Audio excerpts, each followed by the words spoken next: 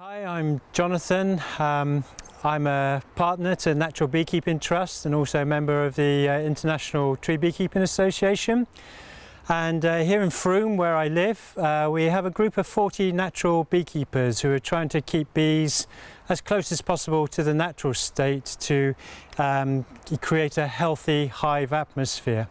What I'd like to talk to you about today is this hive here, which is a log hive version of a Zeidler or tree beekeeping hive. And this is a hive I made last year. And earlier this year I set it up to invite or welcome bees to come and take residence. And in July of this year, a swarm just flew in from the field over my shoulder and flew into the hive and took residence of the hive. And that was a really great feeling just to see them choose this hive. This hive is designed, as I said, on a tree beekeeping principles.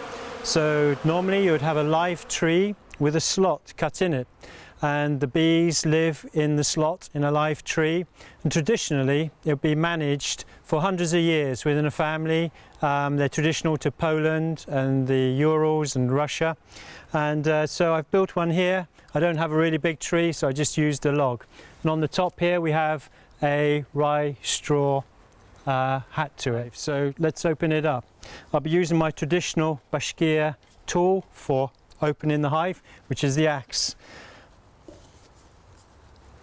So we open the hive from the bottom and we take away this plug here, and this reveals the cavity.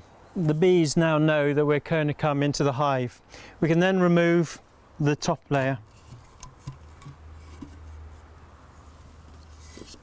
and inside the whole of the hive is exposed. The Bashkir only open the hive twice a year, once in the beginning of the season to see if the bees are there and okay, and then in around about August, September time they take a harvest from the lower 2/3 of the comb. The upper third is never ever touched. That is always comb for the bees. Many people ask me whether I treat my bees with pesticides or oxalic acid to cope with varroa mite, and whether people in our group use sugar for feeding with bees.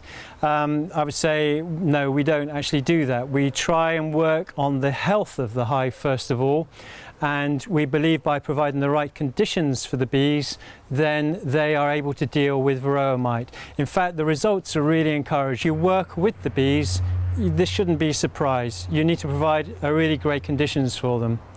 The reason I don't use sugar in the hive is because studies have shown that sugar actually damages the bees' internal intestines, and also it destroys a very particular enzyme called the P450 enzyme, which the bees use to counteract some of the pesticides and toxins they find in the environment.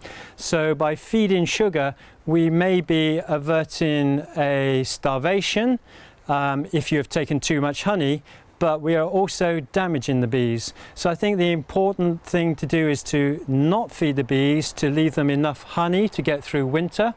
And in that way you again provide the optimal conditions for looking after your bees.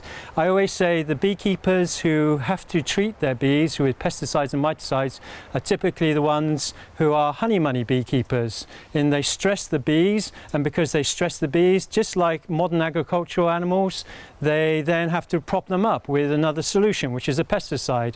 And we don't want our bees, which should be wild, to be having to have so much stress that we need to prop them up with chemicals and treatments. We should only take what the bees can afford to give us.